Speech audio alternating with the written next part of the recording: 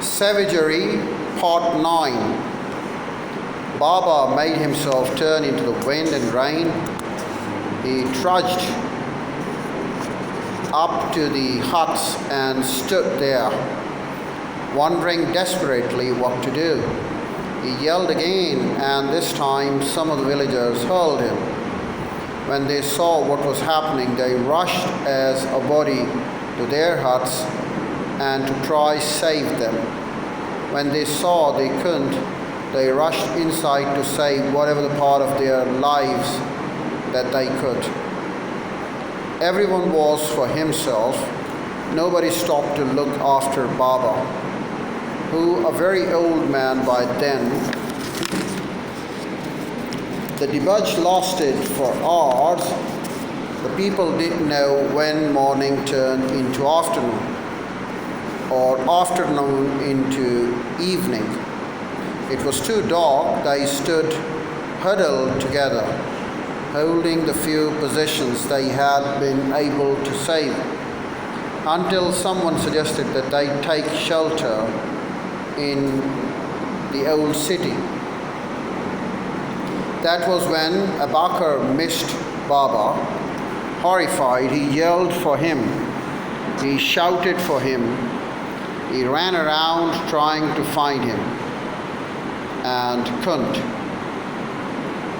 While the people walked to the old city, Abakar, Sarah, and Fama, the three people who loved Baba more than anyone else in the world, went out into the rain to look for him.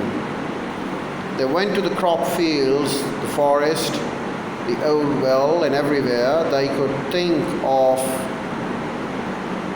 With growing despair, they realized something must have had happened to him. The villagers found shelter in a big old building that was not as dilapidated as the rest. They spent the whole night there, wondering about the four not with them. The rain lasted all night. The wind bowled around the building, making the broken old window rattle and shake.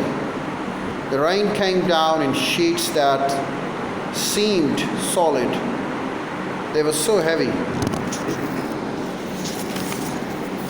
It was at dawn that the rain let up, and they saw Abakar through a window coming with something over his shoulders.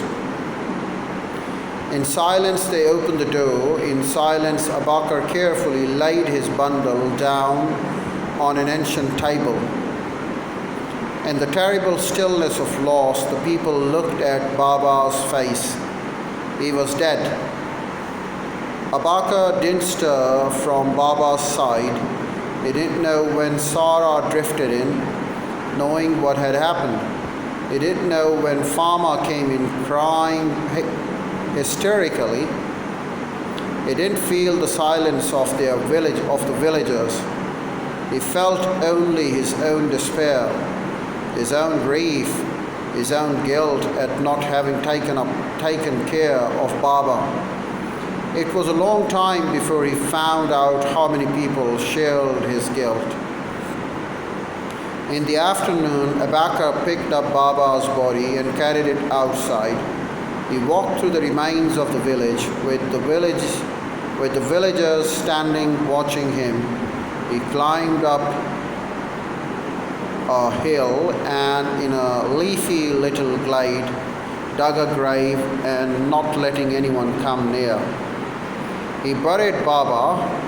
Then he looked up and saw an incredible sight. He could see the forest and the fields, and instead of mostly brown crops and trees, he saw trees with rich green canopies and crops and leaves and grasses waving green in the wind.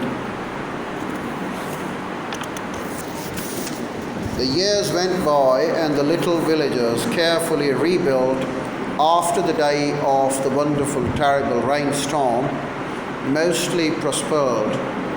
With Baba's death, they lost a vital part of their civilization.